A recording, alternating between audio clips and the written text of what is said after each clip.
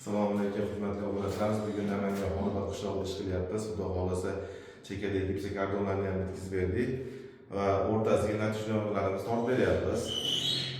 Xudo xohlasa bu mana tayyor holati. Inshaalloh ishlarimiz o'ta go'zal, chiroyli holatda bitdi. Natijlarimizni tortib bo'lganimizdan keyin buni betida zashtasi bo'ladi. Strech ya'ni ko'rishingiz mumkin. Changda saqlanadi. Erta qildirib olsam nima bo'ladi degan savollarga javob.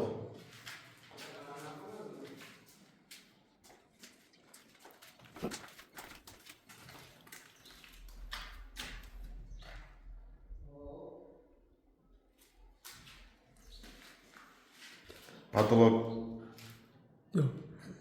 Mana tortilgan holatda kimga kerak bo'lsa aloqa qilishsa, o'zimiz bir to'la gipsokardon yasab o'rtaga natija tortib beramiz deysan. Hadi gapir. xizmatlarimizni ko'rdinglar, xudo xohlasa o'zinglar bitta ko'rib baho berasizlar. Agar xizmatlarimiz ma'qul bo'lgan bo'lsa, xuddi shu holatda chekalarini bort holatda natijlargacha bitkazib beramiz.